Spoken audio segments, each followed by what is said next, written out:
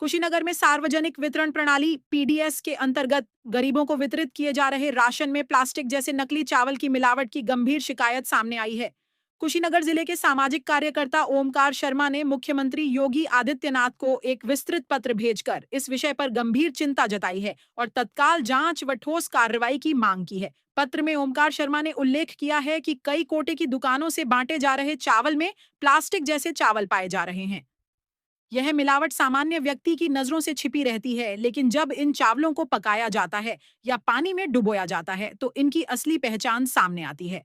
उन्होंने इसे एक बेहद खतरनाक और जानलेवा स्थिति बताया है, क्योंकि यह सीधे-सीधे गरीब और कमजोर वर्ग के लोगों के स्वास्थ्य से खिलवाड़ है। उन्होंने लिखा है कि जिन लोगों की आजीविका सरकारी राशन पर निर्भर है, वे इस नकली और मिलावटी चावल को मजबूरीवश खा रहे हैं।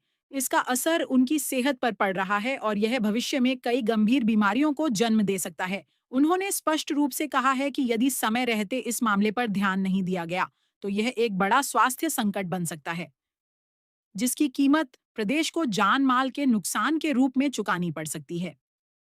ओमकार शर्मा ने यह भी आशंका व्यक्त की है कि इस मिलावट की जड़ें निचले स्तर तक नहीं, बल्कि आपूर्ति की श्रृंखला के ऊपरी स्तर तक फैली हुई हैं। उन्होंने कोटेदारों को निर्दोष बताया और कहा कि वे केवल वही चावल वितरित कर रहे हैं जो उन्हें सरकारी गोदामों से प्राप्त होता है। इसलिए असली गड़बड़ी राशन की आपूर्ति करने वाली एजेंसियों और उनके साथ जुड़े अधिकारियों में देखी जानी चाहिए।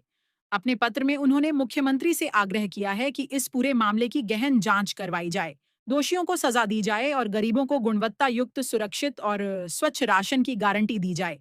उन्होंने यह भी कहा कि यदि शासन इस मामले को गंभीरता से नहीं लेता, तो यह एक ऐसा मुद्दा बन सकता है जो सरकार की छवि और जनविश्वास दोनों को प्रभावित करेगा।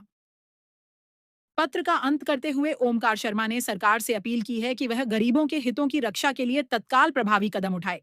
उन्होंने यह पत्र न केवल एक शिकायत के रूप में लिखा है, बल्कि एक सामाजिक जिम्मेदारी के तहत जनहित की आवाज बनकर उठाया है।